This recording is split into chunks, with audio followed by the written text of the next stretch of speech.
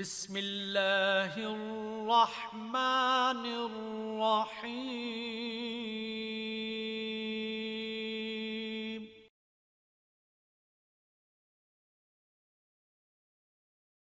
الحمد لله الذي زين النبيين بحبيبه المصطفى ومن على المؤمنين بنبيه المجتبى الصلاة والسلام على سيدنا ومولانا محمد خير الورى وعلى آله وأصحابه المتأدبين بالتقوى أما بعد فأعوذ بالله السميع العليم من الشيطان اللعين الرجيم بسم الله الرحمن الرحيم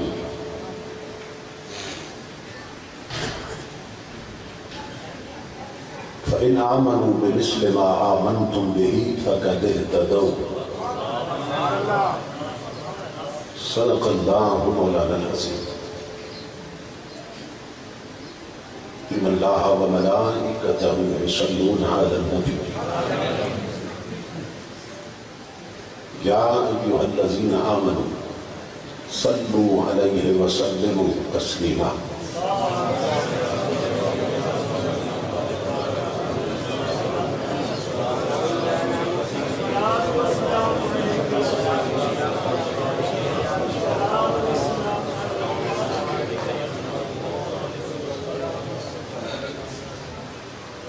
لائق صدر احترام خطیب اسلام مجاہد ملت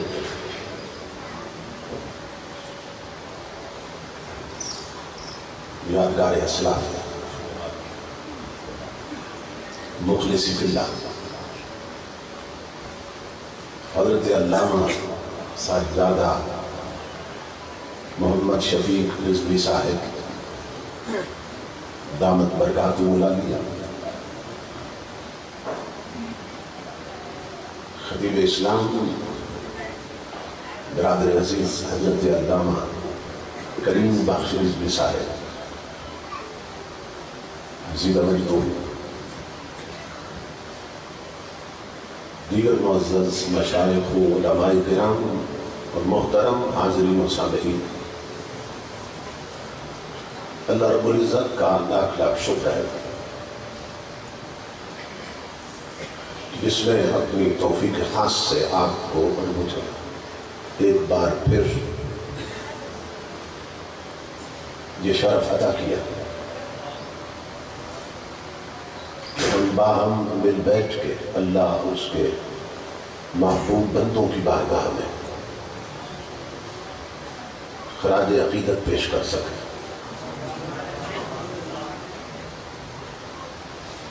اور ان کے کردار اور ان کے اعمال کی روشنی میں اپنے عقائد کو تحفظ فراہم کر سکیں۔ اس عظیم الشان پروگرام کے انعقاد پر جو ایک صدی پہ محیط ہے، میں آپ تمام حضرات کی خدمت میں دل کی اچھا گہرائیوں سے ہدیہ تبریک و تحسین پیش کرتا ہوں اور دعا کرتا ہوں کہ اللہ رب العزت دینی خدمت کی یہ سعادت آپ کو اس نے عطا کر رکھی ہے، قیامت تک آپ کی آنے والی نسلوں میں جاری و ساری رکھے۔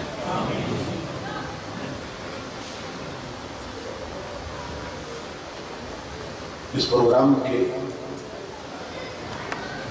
آغاز میں آپ کے آبا و اجداد نے ایسا خلوص بھر دیا ہے کہ وقت گزرنے کے ساتھ ساتھ اس میں مزید نکھار پیدا ہوتا جا رہا ہے اور اولیاء کرام کا وہ فرمان مجھے یاد آتا ہے کہ جو دینی خدمت اللہ بڑوں سے لیتا ہے، اگر ان کے جانے کے بعد وہی چھوٹوں سے لے تو یہ اس بات کی دلیل ہوتی ہے کہ بڑوں کی خدمت کو اللہ نے قبول کر لیا ہے۔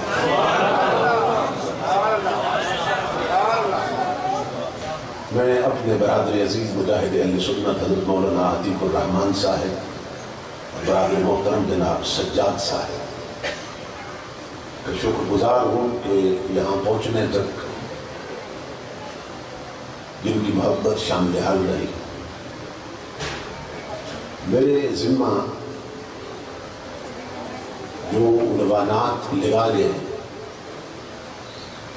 وہ ایک ہے حضور سیدنا امام حسن رضی اللہ تعالیٰ عنہ کا مقام، اور ایک ہے حضرت امیر معاویہ رضی اللہ تعالیٰ عنہ۔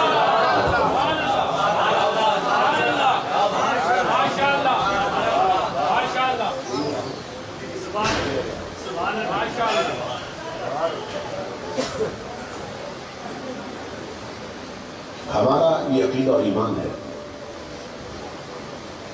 اور یہ عقیدہ ہمیں قرآن نے دیا ہے کہ نبی اکرم صلی اللہ تعالیٰ علیہ وسلم کے ساتھ جس کو بھی نسبت ہو جاتی ہے، حضور کی نسبت اسے بے مثل اور بے مثال کر دیتی ہے۔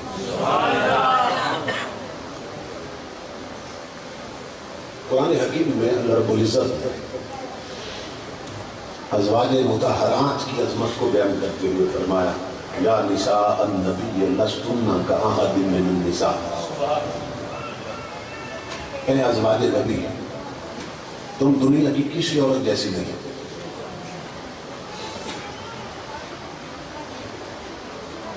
قرآن حکیم کی جو آیات ہیں ان سے جب مسائل کا استنباط ہوتا ہے اور استقرار ہوتا ہے تو اس کے چار طریقے ہیں۔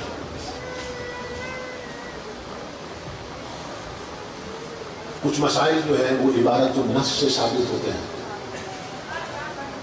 کچھ دلالت النص سے ثابت ہوتے ہیں، کچھ اشارت النص سے ثابت ہوتے ہیں، اور کچھ اقتضاء النص سے ثابت ہوتے ہیں۔ اور امام رازی کے بقول قرآن حکیم کی ہر آیت 4 پردوں میں ہے، اس کے 4 آسپیکٹس ہیں اور 4 پہلو ہیں، تو آپ نے ان کی تقسیم یوں کی ہے العبارات والاشارات واللطائف اور والحقائق۔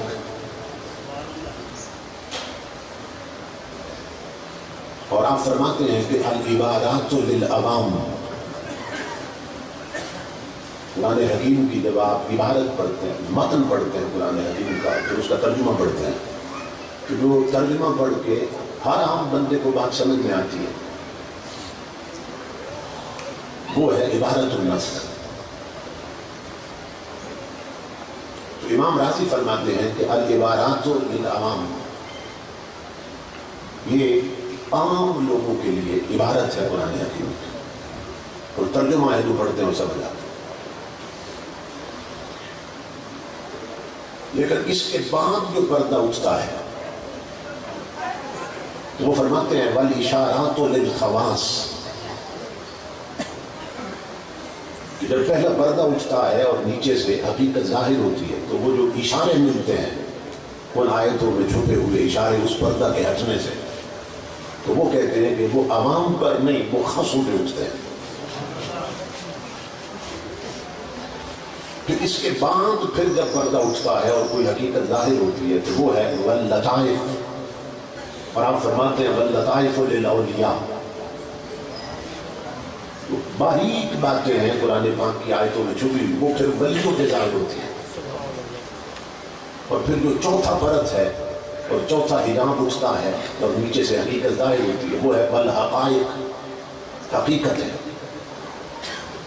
آپ فرماتے ہیں کہ العبارات للعوام والاشارات للخواص واللطائف للاولیاء اور والحقائق للانبیاء،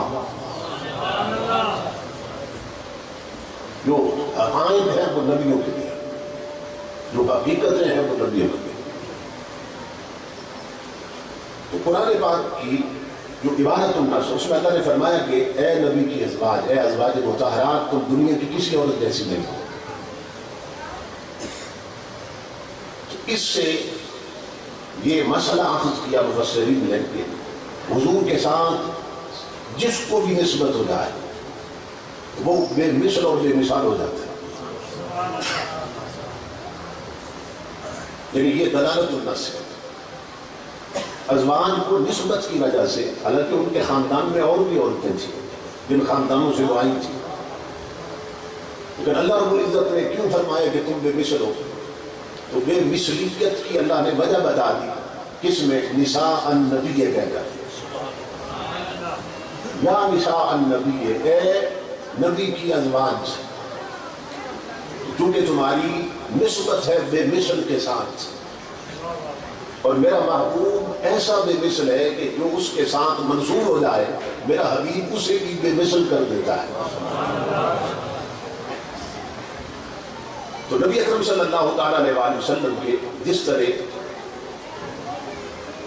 ازواج حضور کی بے مثل ہے قرآن کی روشنی، اسی طرح حضور کے اصحاب کی بے مثل ہے. اسی طرح حضور کے سسرال بھی بے مثل ہے. اسی طرح امام الانبیاء کے داماد بھی بے مثل ہے. کیونکہ جس کو نسبت ہوگی حضور کے ساتھ، اللہ رب العزت فرماتا ہے محبوب کے سبب سے وہ چیز بے مثل ہوتی جائے. تو یہ جو بے مثل ہے حضور کی نسبت کے سبب سے، حضور کی آن اور حضور کے اسام، اللہ رب العزت نے ہمیں یہ فرمایا قرآن میں کہ اگر ایمان لانا ہے تم نے، ان جیسا ایمان لاؤ. فَإِنْ آمَنُوا بِمِثْلِ مَا آمَنْتُمْ بِهِ فَقَدِ اهْتَدَوْا. اے بعد میں آنے والوں،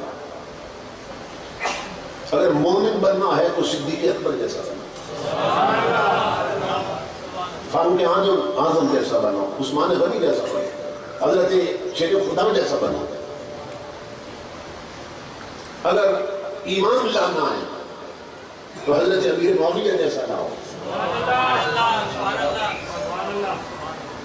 اگر مومن بننا ہے تو حضور کی آن جیسے بنو، حضور کے اصحاب جیسے بنو. یعنی یہ جو فرمایا نا کہ اگر ایمان لانے والے تمہارے جیسا ایمان لائیں تو تمہارے سے مراد آن بھی ہے اور اصحاب بھی ہے. اور میں یہ سمجھا چکا ہوں آپ کو پچھلے خطاب میں، غالباً پچھلے سال کے خطاب میں، کہ کوئی حضور کے زمانہ ظاہری کا آقا کے خاندان کا فرد اس وقت تک آن بن ہی نہیں سکتا تھا جب تک کلمہ پڑھ کے پہلے صحابی رسول نہ بنے. تو جب ہم صحابی کہتے ہیں نا تو آن اس میں شامل ہوتی ہے. اللہ رب العزت فرماتا ہے کہ بعد میں آنے والے اگر تمہارے جیسے مومن بن جائیں تو پھر ہم گارنٹی دیتے ہیں وہ ہدایت پا گئے، ہدایت پا گئے. اب امام الانبیاء کے غلاموں، جب ان جیسا ایمان اللہ کو مطلوب ہے تو پھر دیکھنا یہ ہے کہ ان کے آپس کے تعلقات کیسے تھے، کیونکہ آپس کے تعلقات بھی ان کے ایمان کا حصہ تھے. مومن کی زندگی کا کوئی بھی عمل ایسا نہیں ہوتا جو ایمان اور اسلام سے خارج ہو سکے. نبی اکرم صلی اللہ تعالیٰ علیہ وسلم فرماتے ہیں مومنوں کی پہچان بھی ضرور ہے. تَرَى الْمُؤْمِنِينَ فِي تَرَاحُمِهِمْ وَتَوَادُّهِمْ وَتَعَاطُفِهِمْ كَمَثَلِ الْجَسَدِ. امام الانبیاء فرماتے ہیں کہ تم میری امت کے مومنوں کو ہر دور میں دیکھو گے، قیامت تک مومنوں کی علامت بتا دی ہوں کہ وہ مودت کرنے میں، وہ محبت کرنے میں، وہ ایک دوسرے سے الفت کرنے میں، ایک دوسرے پر مہربانی کرنے میں ایسے ہوں گے جیسے ایک جسم ہوتا ہے. یہ حدیث رسول ہے کہ مومنوں کی پہچان یہ ہے آپس میں محبت کرنے میں، مودت کرنے میں، تمادہم، مودت کرنے میں، اور ایک دوسرے پر مہربان ہونے میں. ایسے جیسے ایک جسم ہوتا ہے. اب دیکھیں نا، درد اگر سر میں ہو تو ساری رات آپ سو نہیں سکتے. امام الانبیاء کی یہ مثال کتنی بلیغ ہے کہ میری پوری امت کے مومن ایک جسم کی طرح ہے. کیوں؟ کہ درد تھا پاؤں میں، درد تھا سر میں، آنکھ میں نہیں تھا، مگر اس سر کے درد کے سبب سے ساری رات جاگتی آنکھ بھی نہیں ہے. یہ مثال بھی انہیں ساتھ مسئلہ. اب آنکھ کہتی نہیں مسئلہ تو پاؤں کا ہے نا درد کا، مجھے تو درد نہیں، میں تو سو جاؤں. بلکہ نہیں، درد ہو ساتھی کو اور میں سو جاؤں، یہ نہیں ہو سکتا. امام الانبیاء نے مثال دی کہ تم ہر دور میں میری امت کے مومنوں کو دیکھو گے کہ وہ محبت کرنے میں، مہربانی کرنے میں وہ ایسے ہیں جیسے ایک جسم ہوتا ہے، دکھوں میں شریک. ان کی دوستی ایک، ان کی دشمنی ایک، ان کی رضا ایک، ان کا غضب ایک، ان کا تعلق دشمنوں کے ساتھ اللہ کے لیے، غضب اللہ کے لیے، ان کی محبت مومنوں کے ساتھ اللہ کے لیے. پھر ایک اور مقام پہ اللہ نے فرمایا محمد الرسول اللہ والذین معہ، محمد اللہ کے رسول ہیں اور جو وہ محبوب کے ساتھ رہتے ہیں. یہ ساتھ سوالے، اس میں اصحاب بھی اور آل بھی. وہ جو یار کے ساتھ رہتے ہیں، کون اصحاب بھی ساتھ رہتے ہیں، آل بھی ساتھ رہتی ہے. اللہ رب العزت فرماتا ہے کہ ان کا کردار کیا ہے. ان کے کردار، ہمیں تو یہ حکم دیا نا کہ مومن جو ہے محبت کرنے میں ایک جسم کی طرح ہوتے ہیں. لیکن اللہ رب العزت نے ان کے اصحاب اور آل کے باہمی کردار پر سند دے دی قرآن میں. اللہ رب العزت نے فرمایا اشداء علی الکفار رحماء بینہم، کہ یہ جو محبوب کی سنگت میں رہتے ہیں آل اور اصحاب، ان کا کردار یہ ہے. اللہ فرماتا ہے کہ کافروں پہ سخت ہیں اور آپس میں محبت کرتے ہیں. یہ قرآن ہے، یہ دشمنوں پہ سخت ہے، کافروں پہ، اور آپس میں محبت کرتے ہیں. اب امام الانبیاء کے غلاموں، اگر کوئی شخص کہے اللہ ایک نہیں دو ہے تو مومن ہے یا کافر ہے؟ کیوں کافر ہے؟ اس لیے کہ قرآن کا انکار کر رہا ہے. قرآن کہتا ہے اللہ ایک ہے اور وہ کہتا ہے اللہ دو ہے، لیکن انکار قرآن کے سبب سے وہ کافر ہو گیا. اسی طرح قرآن میں اللہ فرماتا ہے محمد الرسول اللہ، محمد اللہ کے رسول ہے. کوئی کہے محمد اللہ کے رسول نہیں ہے، وہ کافر ہو جائے گا. کیوں؟ قرآن کا منکر. اسی طرح قرآن کہتا ہے وَلَٰكِنْ رَسُولَ اللَّهِ وَخَاتَمَ النَّبِيِّينَ، وہ صرف رسول نہیں ہے، وہ آخری نبی ہیں، ان پر نبوت ختم ہو گئی. جو کہے مرزا قادیانی بھی نبی ہے وہ کافر ہو گیا. کیوں؟ کہ قرآن کا منکر ہے. اسی طرح قرآن کہتا ہے اِذْ يَقُولُ لِصَاحِبِهِ لَا تَحْزَنْ، صدیق وہ صحابی ہے جس کا صحابی ہونا اللہ نے آیت میں ثابت کیا. تو جو کہے ابو بکر صحابی نہیں، وہ بھی کافر ہے، کیونکہ قرآن کا منکر ہو چکا. اللہ نے فرمایا یار کے جو قرب والے ہیں، معیت والے ہیں، وہ آل ہیں یا اصحاب، یہ کافروں پہ سخت ہے اور آپس میں محبت کرتے ہیں. جو بدبخت ہے آل اور اصحاب دشمنی کرتے تھے وہ بھی کافر ہے، کیونکہ قرآن کا انکار کر رہا ہے. قرآن بتا رہا ہے کہ آپس میں محبت کرتے ہیں، قرآن کہتا ہے کہ آپس میں مہربانی کرتے ہیں.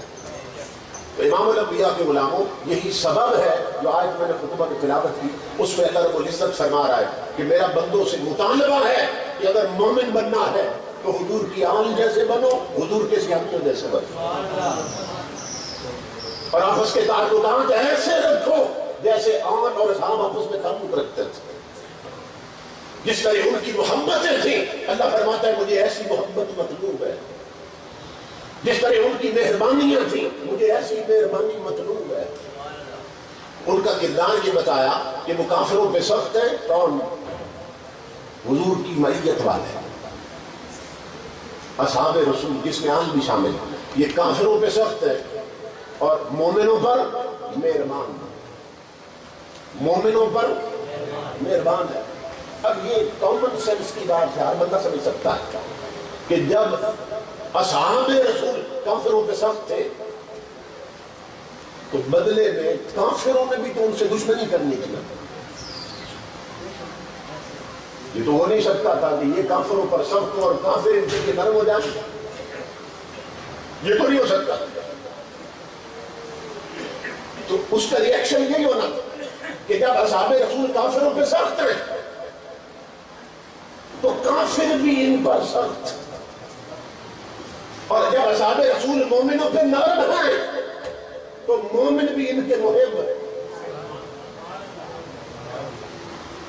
یہ کامن سینس کی بات ہے، سب کو سمجھ آئے. امام الانبیاء کے غلاموں بتانا یہ چاہتا ہوں، 15 صدیوں کے محیط پوری تاریخ دیکھ لو،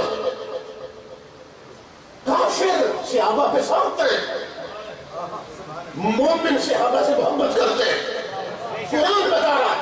اور 15 صدیوں کی تاریخ دیکھو، کافروں کی بھی نسل چلی اور مومنوں کی بھی نسل چلی. اور آج بھی تم دیکھ رہے ہو کافروں کی نسل صحابہ سے نفرت کرتی ہے، مومنوں کی نسل صحابیوں سے پیار کرتی ہے.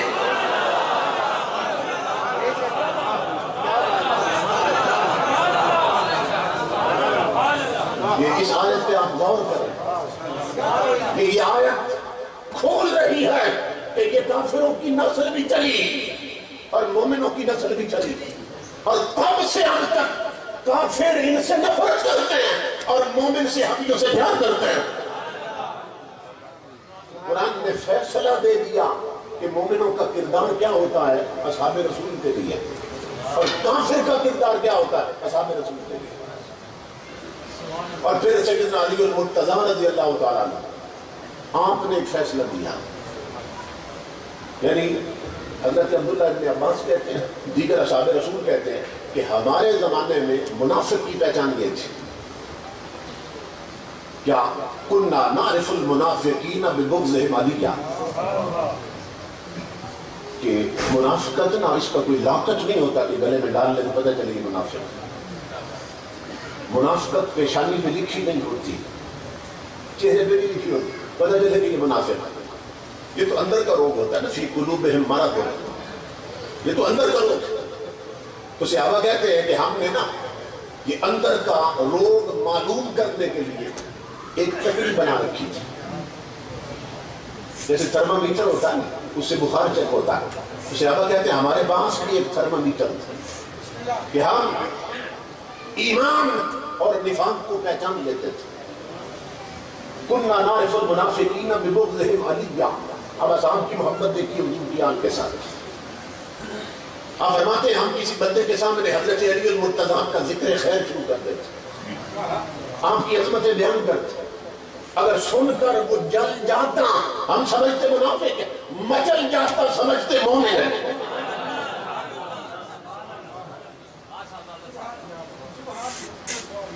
جل جاتا سمجھتے منافق ہے، اور ذکر علی المرتضیٰ سن کر مچل جاتا اور چہرہ کھل اٹھتا غلام کی طرح، ہم سمجھتے کہ مومن ہے.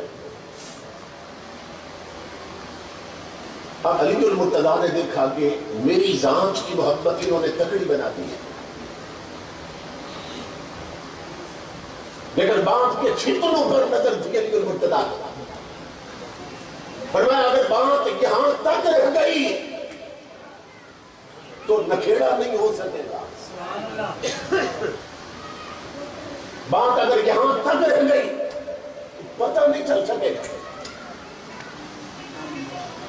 کیونکہ عقل یار ہے 100 بھیس بنا لیتی، تو خبر نہیں ہوگی، لوگ پھر پھسل جائیں گے، پھنس جائیں گے. اگر صرف میری محبت تک بات رہ گئی اور میرے نفرت اور بغض تک رہ گئی. علی المرتضیٰ نے فیصلہ کیا اب یہ قول علی المرتضیٰ ہے. آپ فرماتے ہیں لوگوں وہ تھی منافق کی پہچان. فرمایا اب قیامت تک کے لیے علی تمہیں کافر کی پہچان دے رہا ہے. کفر ابھی پیشانی پہ نہیں لکھا ہوتا، کفر کا بھی کوئی لاکٹ نہیں ہوتا، کفر شناختی کارڈ پہ نہیں لکھا ہوتا. علی المرتضیٰ فرماتے ہیں وہ تھی منافق کی پہچان، اب سنو کافر کی پہچان. فرمایا حب ابی بکر و عمر، حب ابی بکر و عمر ایمان و بغضہما کفر. آپ فرماتے ہیں کسی کے سامنے حضرت ابو بکر و عمر کی عظمت بیان کرو تو سن کر جل جائے سمجھو کافر ہے، مچل جائے سمجھو مومن ہے۔ فرمایا وہ تھی منافق کی پہچان اور یہ ہے کافر کی پہچان۔ اب یہ فیصلہ حضرت علی مرتضیٰ نے فرمایا۔ تو اس سے یہ ثابت ہوا کہ وہ آپس میں محبت کرتے تھے پر کافروں پر سخت تھے، کافروں سے سخت تھے۔ اور امام الانبیاء کے غلاموں یہی سبب تھا کہ حضرت امام حسن رضی اللہ تعالیٰ عنہ کہ جب بچپن میں حضرت سیدہ فاطمہ الزہرا حضور کے جو آخری ایام تھے نا علالت کے، جس میں حضور وفات پا گئے، آپ کا مثال ہوا، یعنی آخری علالت کے دنوں میں دونوں بیٹوں کو حضرت سیدہ فاطمہ الزہرا حضور کی بارگاہ میں لائے اور آن کے عرض کی کہ حاضان ابناک یا رسول اللہ صلی اللہ علیہ وسلم، یہ آپ کے بیٹے ہیں۔ اور یہ تہذیب التہذیب اور کنز العمال کی حدیث ہے۔ فاطمہ الزہرا نے دونوں شہزادے پیش کیے اور عرض کی حاضان ابناک، یہ آپ کے بیٹے ہیں۔ فورثوا ما شیئا، یا رسول اللہ انہیں اپنی کوئی وراثت عطا فرما دیں۔ اس لفظ وراثت کو یاد رکھنا ہے اپنا۔ یہ نبی نے جو وراثت دی تھی، یہ نبی کی وہی وراثت تھی کہ حسن نے امیر معاویہ سے صلح کی ہے۔ اس لیے کہہ رہا ہوں وراثت کو یاد رکھنا اپنا۔ یہ صلح عام صلح نہیں ہے، حضرت حسن کی صلح حضرت امیر معاویہ کے ساتھ، یہ صرف ان کی صلح نہیں ہے، یہ محمد عربی کی وراثت ہے جو امام حسن نے تقسیم کی ہے۔ فورثوا ما شیئا، ابا جی انہیں آپ کے بیٹے ہیں، بیٹی کے بیٹے انہیں وراثت عطا فرما دیں۔ نبی اکرم صلی اللہ علیہ وآلہ وسلم نے فرمایا کہ اچھا بیٹی تو پھر میں عطا کرنے لگا ہوں، اما حسن فإن له ہیبتی و سودتی، اور اما حسین فإن له جرتی و جودی۔ فرمایا میری بیٹی، پھر یہ جو حسن ہے نا بڑا بیٹا ہے، اس کو میں اپنی ہیبت، اپنا روب اور دبدبا اور اپنی سرداری دیتا ہوں، میں اسے اپنی سرداری دیتا ہوں، اور یہ جو چھوٹا ہے حسین، اس کو میں اپنی جرت اور اپنی سفارت دیتا ہوں۔ یہاں رک کر ایک بات اپنے عقیدے کی کروں، ایمان سے بتائیں کہ اس طرح اپنی ذاتی صفات بھی کوئی کسی کو وراثت میں دے سکتا ہے؟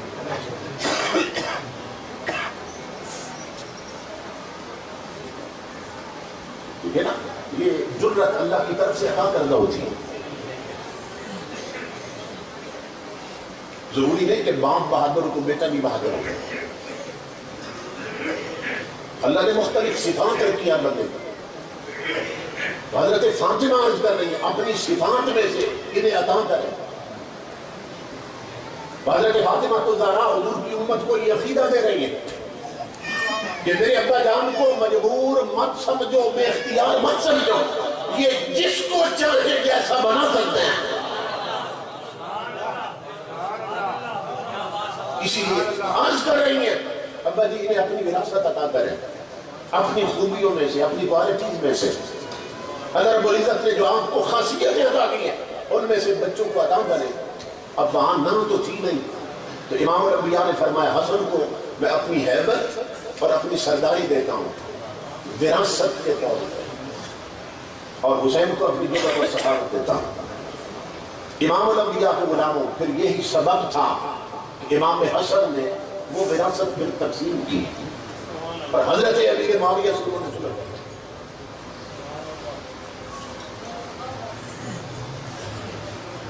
ایک موقع پہ کسی نے بات کی کہ حضرت امام حسن اور امام حسین رضی اللہ تعالیٰ عنہ یہ جنتی جوانوں کے سردار ہیں۔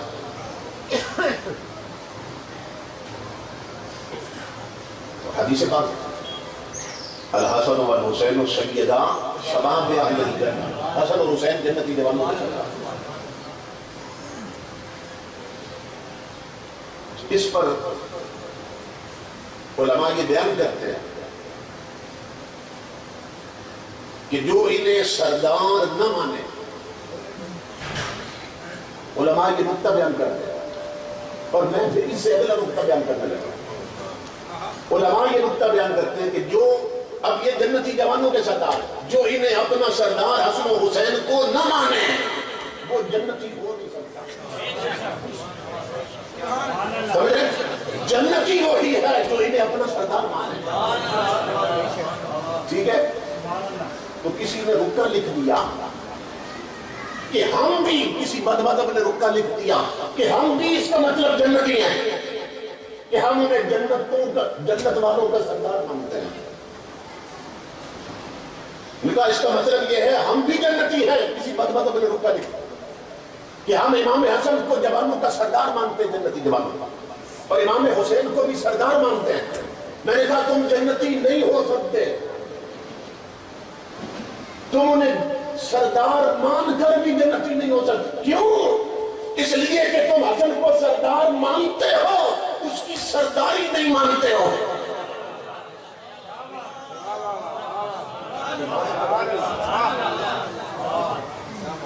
تم نے حسن کو سردار مانا، اس کی سرداری نہیں مانی۔ اگر حسن کی سرداری مانی ہوتی تو جس سے حسن نے صلح کی ہے تم جو کیوں کر رہے ہو؟ جس سے حسن نے محبت کی ہے تم بکواس کیوں کر رہے ہو؟ جس کی حسن حسین نے بیعت کی ہے تم اس پر تان کیوں کر رہے ہو؟ اس کا مطلب یہ ہے تم حسن کو سردار مانتے ہو مگر فاطمہ کے بڑے بیٹے کی سرداری نہیں مانتے۔ تو یہ صرف اہل سنت ہے جو دونوں کو سردار بھی مانتے ہیں، دونوں کی سرداری بھی مانتے ہیں۔ یہ صرف اہل سنت۔ تو حضرت امام حسن نے حضرت امیر معاویہ سے سنا، اور اس حدیث کے راوی بخاری شریف میں حضرت ابو بکر صدیق رضی اللہ عنہ۔ آپ تصور کریں کہ اتنی محبت ہے، کیونکہ رحماء بینہم ہیں، آپس میں محبت کرتے ہیں۔ آپ ہماری سیاستہ کی کتابیں اٹھا لیں کہ اصحاب رسول کی عظمت کی اکثر روایتیں آل رسول بیان کر رہی ہیں، اور آل رسول کی عظمت کی اکثر روایتیں اصحاب رسول بیان کر رہی ہیں۔ اب یہ جس میں حضرت امام حسن کی عظمت بیان ہوئی، اس حدیث کو حضرت ابو بکر صدیق روایت کر بخاری شریف۔ آپ فرماتے ہیں میں وہ منظر نہیں بھول سکتا کہ جب میں نے دیکھا کہ امام الانبیاء منبر پہ جلوہ گر تھے اور امام حسن اس وقت حضور کے پہلو میں بیٹھے تھے منبر پہ، اور تاجدار کائنات کبھی مجمع کو دیکھتے تھے اور کبھی حسن کو دیکھتے تھے۔ نگاہ مصطفیٰ کبھی مجمع کی طرف کبھی حسن کی طرف، اور اس طرح حضور نے بار بار دیکھا، اور پھر امام الانبیاء نے فرمایا ابنی حاضر سید، یہ بخاری کی روایت ہے۔ امام الانبیاء نے فرمایا ابنی حاضر سید، فرمایا میرے غلاموں سے آبیو تم بھی جان رکھنا اور ہمیں بیان کرنا تاکہ امت قیامت تک جان لے کہ میرا یہ بیٹا سردار ہے۔ ابھی بچے تھے اور حضور کے پہلو میں بیٹھے، فرمایا ابنی حاضر سید، میرا یہ بیٹا سردار ہے، اور سرداری کی علامت کیا ہے؟ لعلک ان یصلح به بین فئتین من المسلمین، ایک اور روایت میں ہے بین فئتین عظیمتین من المسلمین۔ صدیق اکبر فرماتے ہیں کہ امام الانبیاء نے اعلان کیا منبر پر کہ میرا یہ بیٹا سردار ہے، اور سرداری کی علامت یہ ہے کہ یہ مسلمانوں کے دو عظیم گروپوں میں صلح کروائے گا، بین فئتین عظیمتین من المسلمین، مسلمانوں کی دو جماعتوں میں یہ میرا بیٹا صلح کروائے گا۔ اب اگر کوئی حضرت امیر معاویہ ان کے ساتھیوں کو مسلمان نہ مانے تو وہ ٹکر خود اپنے نبی سے لے رہا، حضور سے لے رہا۔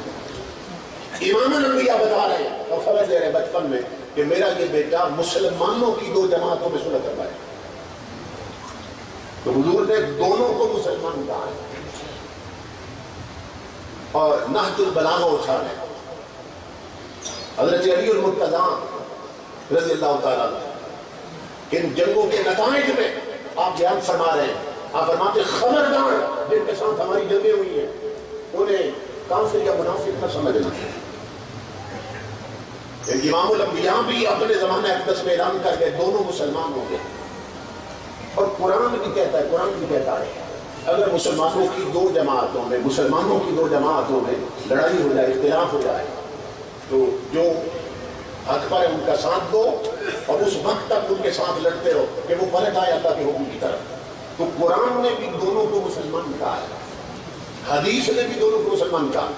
اب علی المرتضیٰ بھی دونوں کو مسلمان کہہ رہے ہیں. ناج البلاغہ علی المرتضیٰ فرماتے ہیں ان ربنا واحد و نبینا واحد و دعوتنا فی الاسلام واحدہ. اور فرماتے خبردار حضرت امیر معاویہ اور ان کے ساتھیوں پر، حضرت عائشہ اور ان کے ساتھیوں پر خبردار دان مت کرنا. کیوں کہ جو ہمارا خدا ہے وہی ان کا خدا ہے، جو ہمارا نبی ہے وہی ان کا نبی ہے، اور جو اسلام میں ہماری تبلیغ اور دعوت ہے وہی تبلیغ اور دعوت ان کی ہے. یہاں نہیں رکے علی المرتضیٰ، آگے فرمایا لا نستزیدہم فی الایمان باللہ و برسولہ ولا یستزیدوننا. اور سنو، نہ ایمان میں وہ ہم سے بڑے ہوئے ہیں، نہ ایمان میں ہم ان سے بڑے ہوئے ہیں. کیونکہ ہمارا رب بھی ایک، ہمارا نبی بھی ایک، ہماری دعوت، ہمارا دین ایک، اور ہمارا ایمان بھی ایک درجے میں. یہ حضرت علی مرتضیٰ فرما رہا ہے. تو جب وقت حضرت امیر معاویہ یا ان کے ساتھیوں میں سے کسی پہ تنگ کرتا ہے، اس کا مطلب یہ ہے اس نے نہ حضرت علی کو امام مانا، اس نے نہ حضرت امام حسن کو امام مانا، اس نے نہ حضرت امام حسین کو امام مانا. اس لیے کہ دونوں دھڑوں کی کتابوں میں کہ حضرت امیر معاویہ کی بیعت امام حسن نے بھی کی، امام حسین نے بھی کی. یہ دونوں دھڑوں کی کتابوں میں حضرت امیر معاویہ نے انہیں بلایا اپنے پاس شہزادوں اور پورے پروٹوکول کے ساتھ. ان کے لیے اسپیشل خطیب جمع کیے گئے تھے، بڑی شخصیات آ رہی ہیں، رسول اللہ کے نوازے آ رہے ہیں، اس لیے عوام نہ ہو زیادہ، خطبہ علماء اکٹھے کی آپ نے. اور وہاں پھر جب یہ پہنچے تو حضرت امیر معاویہ نے حضرت امام حسن سے فرمایا تم فبا، یہ حسن اٹھی اور میری بیعت کی. یہ دونوں دھڑوں کی کتابوں میں فقام فبایا، امام حسن اٹھے اور بیعت کی. وقال حسین، اور پھر آپ نے امام حسین سے فرمایا تم فبا، یہ حسین اٹھی اور میری بیعت کی. بڑے مجمع میں خطیبوں کے اجتماع میں فقام فبایا، امام حسین بھی اٹھے اور حضرت امیر معاویہ کے ہاتھ میں بیعت کی.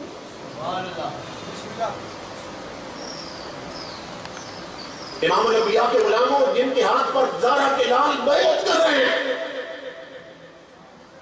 بتاؤ آج انہیں اپنا امام کون مانتا ہے؟ صرف اہل سنت جو مانتے ہیں، کیونکہ ہم انہیں صرف سردار نہیں مانتے، ہم ان کی سرداری بھی مانتے ہیں. انہوں نے خود بیعت کی. اور امام الانبیاء آقا بشارت دے کر گئے تھے، خوشخبری دے کر گئے تھے کہ یہ جو ہے یہ میرا بیٹا صلح کروائے گا، یہ سردار ہے. تاجدار کائنات کو غلام حضرت امیر معاویہ رضی اللہ تعالیٰ عنہ، ان کو پورے عالم اسلام کی سلطنت جو ہے حضرت امام حسن نے سپرد کر دی. اب ایک موٹی سی بات، کیونکہ باتیں تو بے شمار ہیں، سوال بھی ہے اور جواب بھی دیے جا سکتے ہیں، مگر ایک موٹی سی بات آپ کو سمجھانے لگا. حضرت امیر معاویہ پہ جتنے کام ہوتے ہیں، حضرت امیر معاویہ پر جتنے حملے کیے جاتے ہیں، کیونکہ حضرت معاویہ ایسے تھے، حضرت امیر معاویہ ایسے تھے، انہوں نے یہ کیا تھا، انہوں نے یہ کیا تھا، تو بتائیے کہ آج کا کوئی چوڑا زیادہ جانتا ہے یا فاطمہ کا نام زیادہ جانتا ہے؟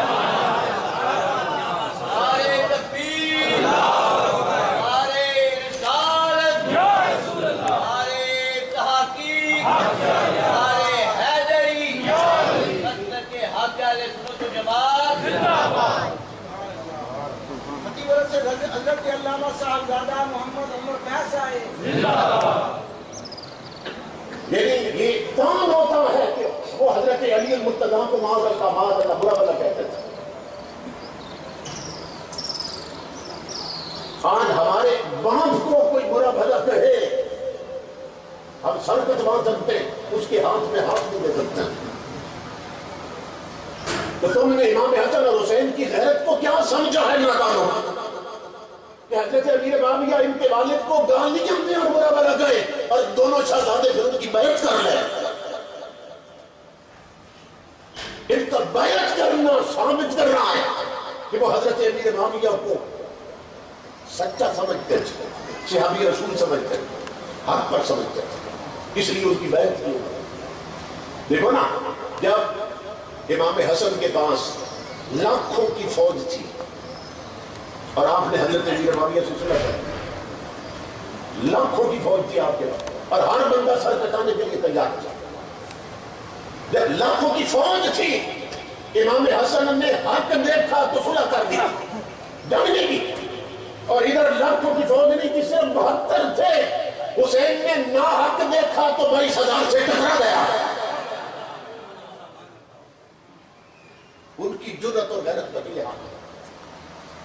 تو حضرت امیر معاویہ رضی اللہ تعالیٰ یہ کوئی چھوٹے موٹے انسان نہیں ہے, امام الانبیاء کے غلام ہو. یہ حضرت امیر معاویہ, اب ان کا سلسلہ نسب سنے کہ آپ یہ کس نسب کے حامل ہیں. ان کا نام ہے معاویہ. اب اس نام پر بھی بہت سے لوگ بکواس کرتے ہیں.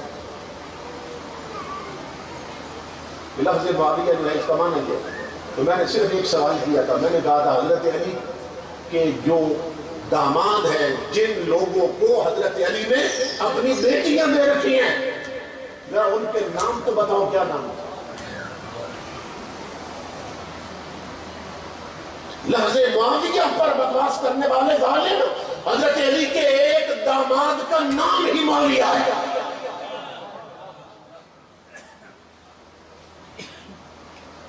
معاویہ نام کے شخص کو علی المرتضیٰ نے اپنی بیٹی دے رکھی ہے اور تو لفظ معاویہ پر تنگ کرتا ہے.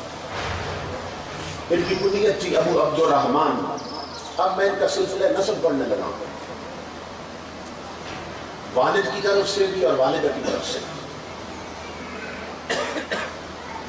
ان کا نام ہے معاویہ اور والد کا نام ہے ابو سفیان. معاویہ بن ابو سفیان بن حرب بن امیہ بن عبد شمس بن عبد مناف.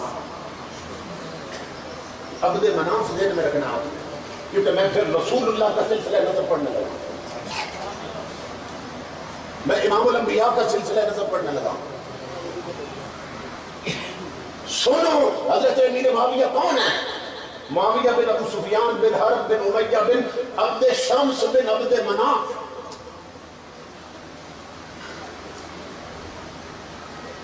پانچویں پشت میں ان کا دادا عبد مناف بنتا ہے. حضرت امیر معاویہ کا پانچویں پشت میں ان کا جو دادا ہے وہ عبد مناف بنتے ہیں. اب والدہ کی طرف سے ان کا سلسلہ نسب پڑھنے لگا. حضرت امیر معاویہ کی والدہ کون ہے؟ فرمایا معاویہ بن ہند.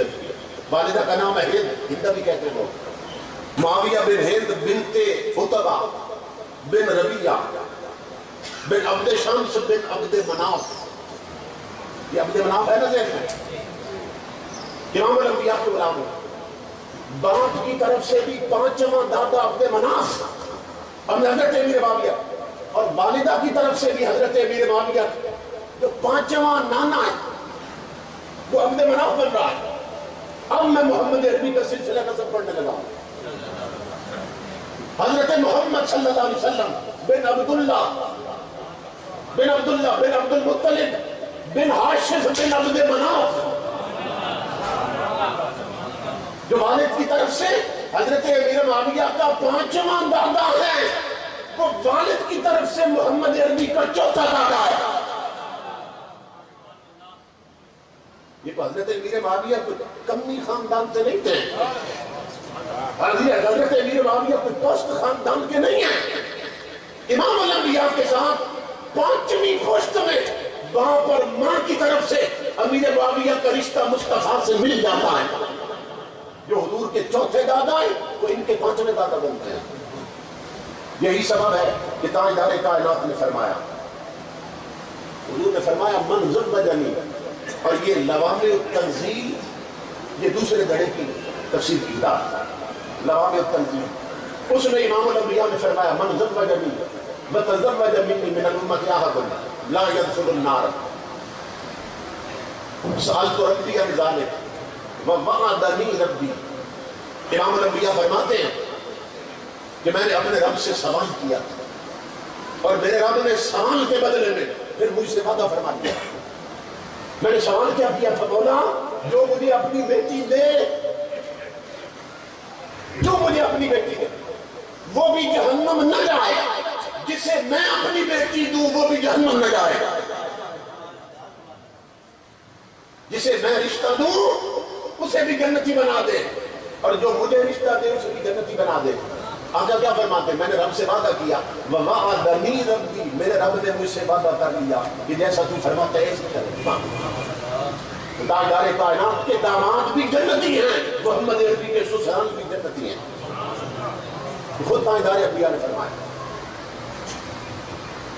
تو تاجدار کائنات کے غلاموں حضرت امیر معاویہ رضی اللہ تعالیٰ، اب میں حضرت صلی اللہ علیہ وسلم کی ایک حدیث سنانے لگا، آپ کا ایمان تازہ ہو جائے کہ تاجدار کائنات کس طرح حضرت امیر معاویہ کی عظمت سے بیان کرتے ہیں۔ امام الانبیاء فرماتے ہیں الامناء ثلاثہ، کیا آپ سنتے رہتے ہیں نا بھئی جبرائیل کیا ہے؟ جبرائیل امین، لفظ امین بولتے ہیں حضرت جبریل کے ساتھ۔ جبریل کیا ہے؟ امین۔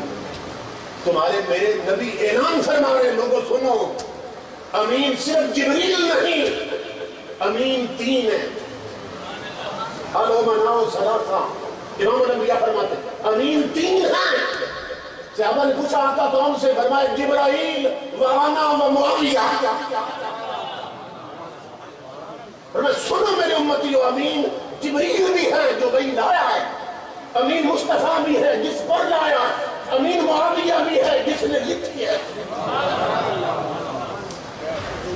تمہارے میرے آقا حضرت امیر معاویہ کو امین فرمائے، اور کوئی بدبخت انہیں خائن کہتا پھرے تو اس کی ٹکر حضرت امیر معاویہ سے نہیں، خود رسول خدا سے ہے، اور پھر دیکھ لیں کہ اس کا انجام کیا ہوتا ہے۔ ایک اور حدیث میں حضور نے فرمایا ان اللہ تمنا علی وحیہ جبریل وانا ومعاویہ۔ یہ سنے بہت ان اللہ تمنا علی وحیہ جبرائیل وانا ومعاویہ۔ امام الانبیاء فرماتے ہیں اللہ رب العزت نے اپنی وحی پر، اپنے قرآن پر جبریل کو بھی امین بنایا، مجھے بھی امین بنایا، میرے معاویہ کو بھی امین بنایا۔ یہ خود حضور شان جان کر رہے ہیں۔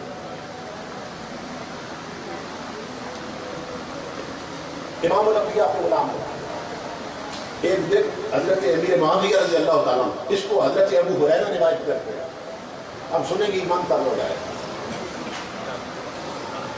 ایک دن حضرت ابو ہریرہ فرماتے ہم نے دیکھا تاجدار کائنات نے حضرت امیر معاویہ آئے اور آقا اٹھ کر انہیں فرمایا امیر معاویہ سے، فرمایا میرے سینے سے لگ جا، اور تاجدار کائنات نے اس طرح لگایا اپنے سینے کے ساتھ کہ سر سے پاؤں تک حضرت امیر معاویہ حضور کے ساتھ لگے، کیونکہ آج خاص بات ہونے لگی تھی۔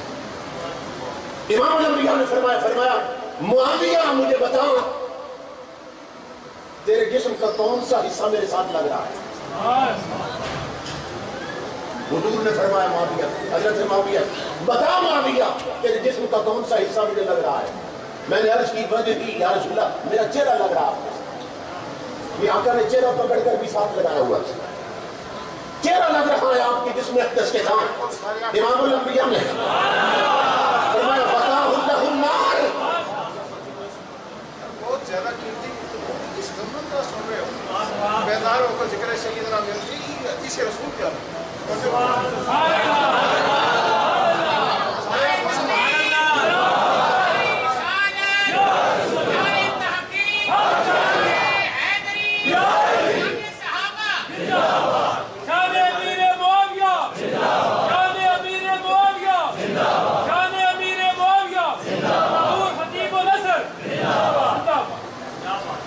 فرمایا حضرت معاویہ سے حضور نے تیرے جسم کا کون سا حصہ لگ رہا ہے؟ اب لگایا ہوا سارا تھا، سارا چہرہ بھی لگا لیا سینے، امام الانبیاء نے فرمایا کون سا حصہ لگ رہا ہے؟ عرض کیا کا وجہی، میرا چہرہ لگ رہا ہے۔ فرمایا وقاہ اللہ النار، معاویہ کچھ خبری سن لے، تیرے چہرے کو اللہ نے جہنم پہ حرام کر دیا۔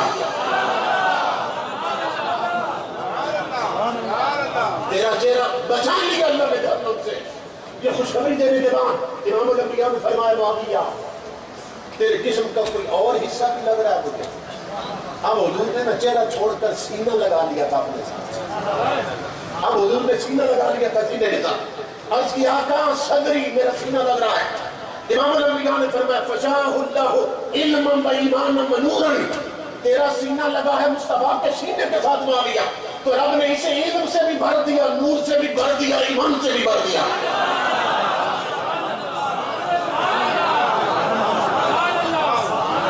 اللہ نے تیرے سینے کو میرے سینے کی نسبت کے ساتھ ایمان سے بھر دیا اور نور سے بھر دیا اور علم سے بھر دیا۔ تین خوشخبریاں دی امام الانبیاء نے۔ پھر تاجدار کائنات نے چھوڑا اور پشت پکڑ کر سانس لگایا حضور نے۔ فرمایا معاویہ اب تیرے جسم کا کون سا حصہ مجھے لگ رہا ہے؟ عرض کیا کا بطنی، میرا پیٹ لگ رہا ہے۔ امام الانبیاء نے فرمایا قسمہ اللہ بما قسم بہ الاولیاء، معاویہ تیرے پیٹ کو اللہ نے ہر اس چیز سے بچا لیا جن چیزوں سے اپنے ولیوں کے پیٹوں کو بچائے رکھا ہے۔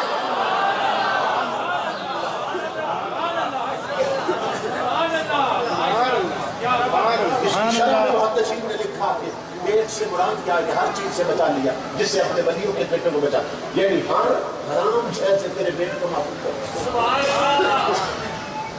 ہر ناجائز شے سے اللہ نے تیرے پیٹ کو محفوظ کر دیا کہ جن چیزوں سے اپنے ولیوں کے پیٹوں کو بچائے رکھتا۔ اور یہاں پھر سن لے کہ حدیث رسول بتا رہی ہے حضرت امیر معاویہ ولی ہیں، اور حدیث رسول بتا رہی ہے من عاد لی ولیا فقد آذنتہ بالحرب۔ امام الانبیاء فرماتے ہیں، اللہ فرماتا ہے جس نے میرے ولی سے دشمنی کی تو بس سمجھ لے کہ میں رب اس کے خلاف اعلان جنگ کرتا ہوں۔ اللہ جنگ کرتا ہے ان کے خلاف جو اللہ کے ولیوں سے دشمنی کرتے ہیں۔ امام الانبیاء کے غلام قربان جائیں، تاجدار کائنات نے پھر حضرت امیر معاویہ اور قریب کر کے نا پھر چمٹا لیا اپنے ساتھ۔ اب حضرت امیر معاویہ اس مقام پر پہنچ چکے کہ جس مقام پر آپ کا یہ خوشخبری دینا چاہتے ہیں۔ اب عطا دیکھیے حضور، امام الانبیاء نے فرمایا امیر معاویہ مجھے بتا تیرے جسم کا کون سا حصہ مجھے چھو رہا ہے؟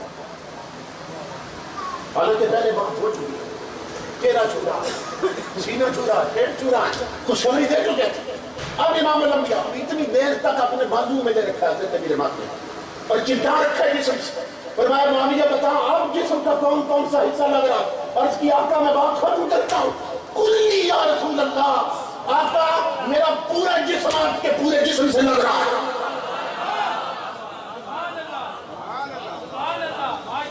کلی یا رسول اللہ، میں بات پڑھ رہا ہوں۔ معاویہ عرض کرنے لگے آقا میرا پورا جسم لگ رہا ہے آپ کے جسم کے ساتھ۔ امام الانبیاء نے فرمایا پھر سن، غفر اللہ لک ووقاک الحساب وعلمک الکتاب وجعلک ہادیا وہداک وہدا بہ۔ معاویہ سن، پھر اللہ رب العزت نے تیرے پورے جسم کو جنتی بنا دیا ہے۔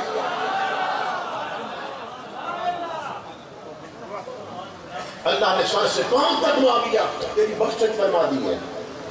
غفر اللہ لک ووقاک الحساب، اور تیرا حساب نہیں ہوگا، رب نے حساب سے بچا دیا کیونکہ تو میرے بازو میں ہے اور پورا جسم میرے جسم کے ساتھ لگا ہے۔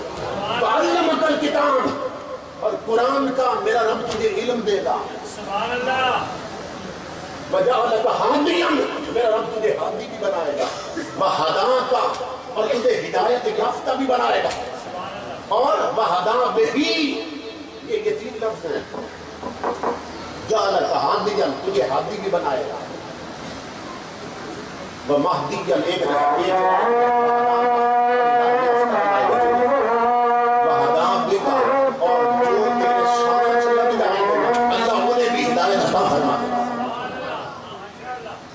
معاویہ جو تیرے پیچھے چلے گئے اللہ انہیں بھی فرما دے۔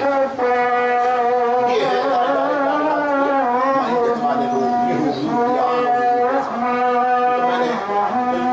دیکھ کے ایسے سمجھے کہ بس ایک دو چاول آپ کو چکھوائیں. اللہ رب العزت ان کی عظمت سے سمجھنے کی توفیق عطا